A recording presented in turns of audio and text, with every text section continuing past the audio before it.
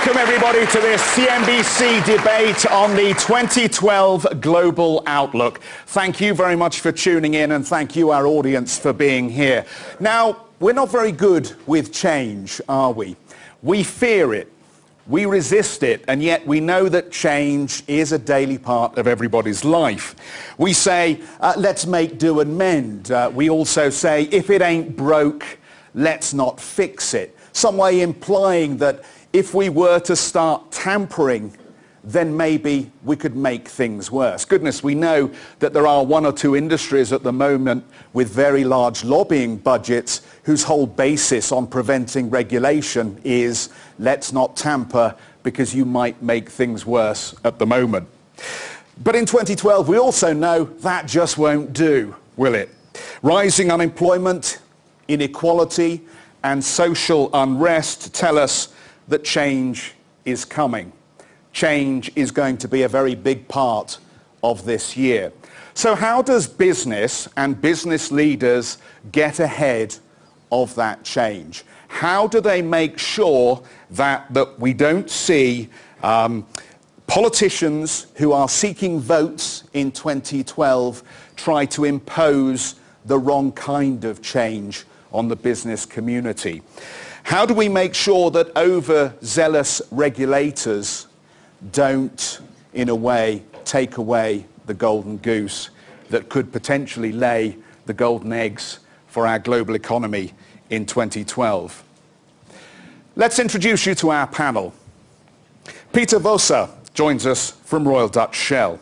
Sheryl Sandberg from Facebook. Alejandro Ramirez from Sinopolis. Paul Polman is here from Unilever. Vikram Pandit has joined us from Citi, and Yasuchika Hasegawa from Takeda Pharmaceuticals. Vikram, let me start with you, perhaps, with a question that's very much of the moment, but in many ways will shape the year as we know it this year. Change needs good leadership.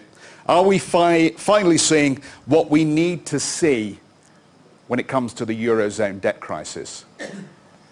We've got to start by acknowledging some of the actions taken by the ECB in the last few months are quite significant. Mario Draghi has understood very well the need for having a stable banking system, and he's made some changes there. The Eurozone actually is also moving fast on a fiscal compact, which can bind together the countries. So a lot of positive actions that we've seen. The market sentiment has gotten a lot better. On the other hand, there's still a lot of uncertainty ahead of us. What the markets want to know is what's going to happen to the €1.5 trillion of sovereign debt that needs to get refinanced between now and 3 years from now. And by the way, will there be the availability of funds to make that happen?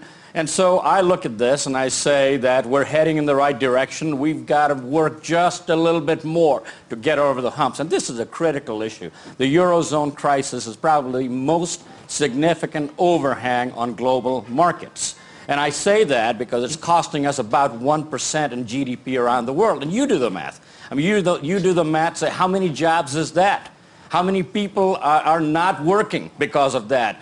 What could we do to go after the biggest question we've got for this decade between now and the end of the year, which is jobs? The world needs 400 million new jobs between now and year-end, decade end, and not counting the 200 million that you need just to get back to full employment right now. That's 600 million jobs. That should be our #1 priority.